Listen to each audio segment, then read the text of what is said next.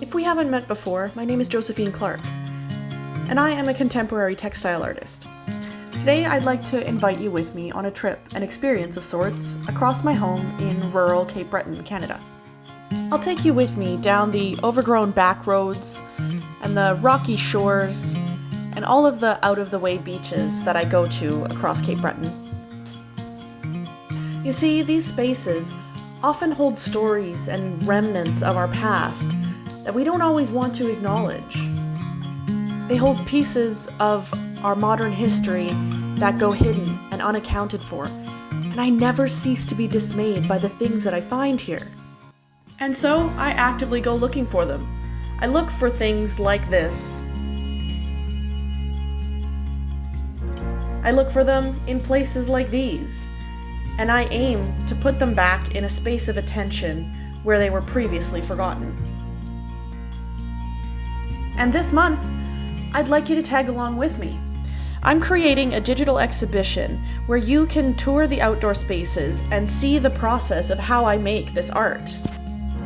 You see, I use these decaying found objects to make textile prints in all weather conditions. No matter where they are, I retrieve them.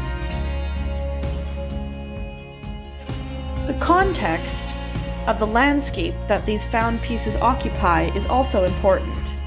Wherever possible, I use the environment and the natural conditions as a tool to assist my printmaking. Working with what the land has to offer, rather than further introducing any man-made materials, is important to my creative values. This stands to contrast the permanence of these objects left behind by the choices of those in the past. So that means my toolkit stays relatively simple.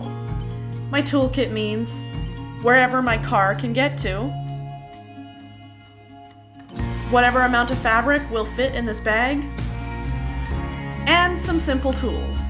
I keep sewing needles, cotton twine, simple cotton thread that won't interfere with the surrounding environment.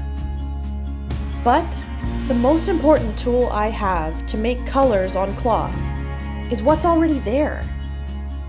The rain, the wind, the rocks, the salt, the rhythm of the ocean tides, and most importantly, time.